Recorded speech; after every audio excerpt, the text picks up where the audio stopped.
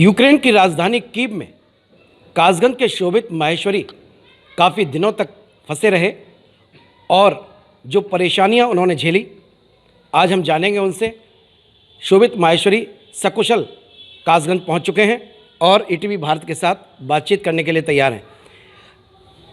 वो वक्त कैसा कटा, उनके साथ कैसे हालात रहे, किन हालातों में उन्होंने अपना वहाँ पे जीवन गुजारा, इन सब पहलुओं पर हम चर्चा करेंगे।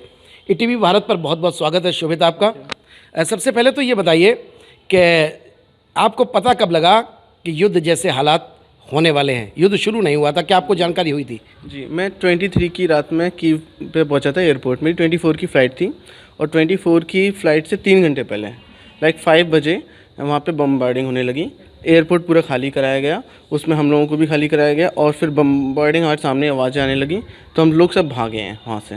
3-4 किलोमीटर भागने के बाद आधा 1 घंटा वेट करने के बाद वहाँ से एयरपोर्ट की बसेस आई थी और वो बसेस हमको लेकर कीव के सेंटर में छोड़ दिया। अब वहाँ पर हमें ना कोई बस मिल रही है, ना कोई कैब मिल रही है, ना कोई ट्रेन, सब बंद हो गई थी वहाँ पे उस समय इंस्टेंटली।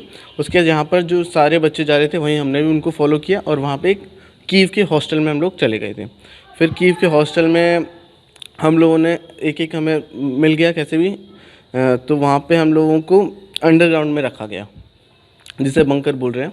बंकर में रखा गया, वहाँ पर हमें कुछ नहीं मिल रहा है। लाइट तक वहाँ से बंद कर दी गई थी, न खाने को न पीने को, कुछ भी नहीं। वहाँ के जो स्टूडेंट्स वहाँ पे पहले से थे उन लोगों ने जो खिलाया पिलाया वो हम लोगों ने खा लिया, वरना कुछ भी नहीं था। उसके बाद हमने 4-5 दिन वहीं रहे थे। उसके बाद पूरे कर्फ्यू लगा रहा पूरे टाइम। उसके बाद हम लोग ने एक दिन प्लान किया कि हम कीव से निकलना है हमको। तो कीव से हम लवीव के लिए एक ट्रेन मिली, ट्रेन पकड़ रहे थे। तो वहाँ पर उस ट्रेन में बहुत भीड़ थी, 2-3 ट्रेन हमारी मिस हो चुकी हैं क्योंकि बहुत ज़्यादा रश है। फिर भी वहाँ पर हम चढ़े तो हम 2 कंपार्टमेंट के बीच में हम लोग आए हैं खड़े होकर। 10 घंटे का सफ़र पूरा हमने खड़े होकर काटा है। ये कब की बात है? ये है 27 की। उस बीच जो आप बंकर में रहे हैं जी, तो वो समय आपने कैसे काटा? आपके सामने बम भी गिरते होंगे, गोलियों की आवाज़ भी आती होगी, वो धमाकों की आवाज़ उस समय जो, क्योंकि जब मेरी आपसे बात हुई थी वीडियो कॉलिंग पे उस समय आप बहुत सहमे डरे हुए थे, वो हालात कैसे थे? उस समय बंकर में कैसे रह रहे थे? कैसे वो जीवन कैसा वो था? हर समय ये लग रहा था कि आज सामने वाली बिल्डिंग फटी है, कभी अब कब हमारी बिल्डिंग का नंबर आ सकता है। हर दिन बस आवाज़ ही सुन रहे थे, हर दिन यही लग रहा था कि आज गए गए गए बच्चे हैं, बस यही था। कोई ऐसा मंजर वहाँ पे जो न कभी भूलने वाला हो आपको, जो आपने उस समय देखा? उस दिन एक रात में कुछ लोग घुस आए थे रात के 3 बजे, जो कि गन्स के साथ थे और वहाँ के लोकल्स थे, वो लोग घुस आए थे। तब बहुत ज़्यादा डर हो गया था हम लोगों को। फिर उन लोगों ने पूरा फ्लोर सारी चेकिंग की। फिर उन लोगों को ऐसा लग रहा था कि रशियन ने यहाँ पर कब्जा किया हुआ है, वो बैठे हुए हैं बंकर्स में। तो वो दिन बहुत बहुत डरने वाला था। अच्छा, वो ये सोच के अंदर घुसाए थे कि वो रशियन है, लेकिन आपको देख के फिर वो वापस लौट गए? हाँ, क्योंकि उन लोगों से सीनियर्स ने बात की और फिर डील किया कुछ, और वो लोग बैक डोर से आए थे तोड़ के दरवाज़ा, तो हम लोग और ज़्यादा डरे हुए थे।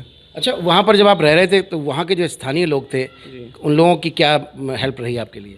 कुछ हेल्प नहीं थी उनके लिए, कोई किसी ने कहीं कोई हेल्प कहीं से भी नहीं मिली है, ना एम्बेसी से कोई हेल्प मिली है। एम्बेसी से भी कोई नहीं? कोई हेल्प नहीं मिली है, बस बॉर्डर पहुंचने के बाद जो मिली हेल्प सब वो मिली है। बॉर्डर पहुंचने तक का रिस्क सब हमारा था खुद का। तो वहाँ कैसे खाना पीना हुआ? प्रतिदिन आपने क्या खाया? सुबह क्या खाया, दोपहर? थोड़ा तफसील से बताइए। कुछ भी ढंग से नहीं खाया, दाल चावल जो मिल गए हैं वो मिल गए हैं। वहाँ के स्टूडेंट्स ने जो हमें दे दिया है जैसे तैसे वही खाया है। वहाँ के स्टूडेंट्स को कहाँ से मिलता था? उन लोगों का पहले से स्टॉक था थोड़ा बहुत, उन लोग अपने लिए लाते हैं, वही हमेशा थोड़ा बहुत बांट रहे थे वो लोग। तो उनका नेचर जो है उनका कोऑपरेटिव रहा? हाँ, वो उन लोगों का कोऑपरेटिव था काफ़ी, उन्हीं की वजह से बच्चे हैं एक तरीके से।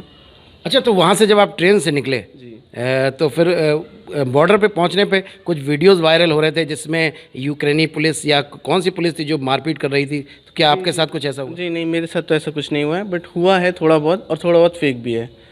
अच्छा जी, वहाँ पे वो लोग बहुत ज़्यादा हो गए थे, रश बहुत ज़्यादा है, तो वो लोग भी पैनिक में आके गुस्सा हो रहे थे। अच्छा जी, तो वहाँ फिर ट्रेन से आप कहाँ, लवीव पहुँचे? कहाँ? लवीव पहुँचा था। लवीव के बाद मैं हंगरी जाने का था, बट हंगरी के लिए मुझे कुछ भी नहीं मिल रहा था, ना बसेस ना ट्रेन, कुछ भी ढंग से नहीं प्रोवाइड हो पाई थी। तो हमने पोलैंड बॉर्डर जाने का सोचा, वो हम बाई बस गए थे। फिर बस में बॉर्डर से 3-4 किलोमीटर पहले छोड़ दिया था, तो हम 4-5 किलोमीटर ऐसे लगभग चले हैं।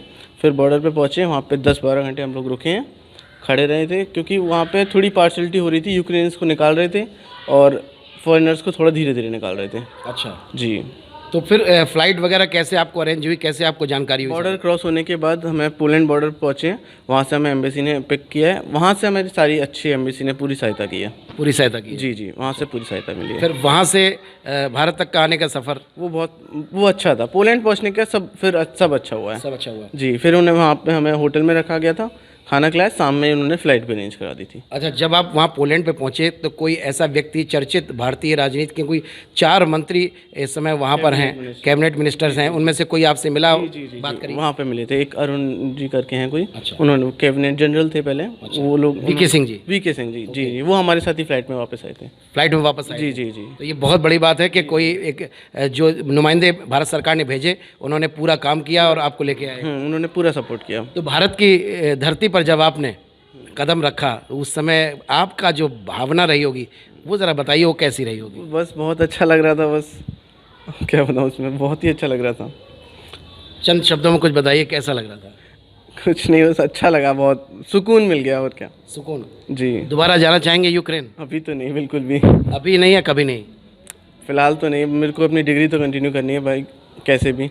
अच्छा, वो तो डॉक्टरी तो आप यहाँ भी कर सकते थे, यूक्रेन में ही क्यों? सीट्स नहीं मिली थी ना मुझे, सीट्स नहीं मिली थी? बहुत कम सीट्स हैं यहाँ पे। मैं बस यही पूछना चाहता हूँ कि अब इंडियन सरकार हमारे लिए क्या करेगी? अगर यूक्रेन नहीं रहा तो हम लोग क्या करेंगे? ईटीवी भारत के माध्यम से आज वो सवाल भी उठा दीजिए भारत सरकार से कि किस कारण से आपको यूक्रेन डॉक्टरी करने जाना पड़ा, जो भारत में भी किया सकती थी, भारत में भी सुविधा है। तो ऐसी कौन सी परेशानियां थी? फीस ज़्यादा थी, सीट कम थी, क्या था जो आपको यूक्रेन जाना पड़ा? भारत सरकार को ईटीवी भारत के माध्यम से आप बताइए। जो आपने दोनों चीज़ें बोली वही मेन चीज़ें। सीट्स यहाँ पर बहुत कम है और फीस बहुत ज़्यादा हाई है, प्राइवेट की बहुत ज़्यादा हाई है, हम लोग नहीं अफोर्ड कर सके, और इतनी सीट्स भी बहुत कम है, हम नहीं जा पा रहे हैं। तो बस मैं यही चाहता हूँ कि अब जो रह गया वो हमारे लिए कुछ तो ऐसा कर दें कि यहीं इंडिया में ही करा दें आगे की पढ़ाई। मतलब अगर यहाँ सुविधा मिले तो मुझे लगता है कि छात्र बाहर नहीं जाएंगे। क्यों नहीं जाएंगे बाहर? ऑब्वियसली नहीं जाएंगे। नहीं जाएंगे ऑब्वियसली। शोभित माहेश्वरी जब से आए हैं तब से उनको बधाई देने वालों का तांता लगा हुआ है, उनके शुभचिंतक उनके पास पहुंच रहे हैं। देखिए काफ़ी संख्या में यहाँ पर लोग हैं, महिलाएं आई हैं, माता बहनें हैं, और उनको आशीर्वाद देने, उनको बधाइयाँ देने, उनको शुभकामनाएं देने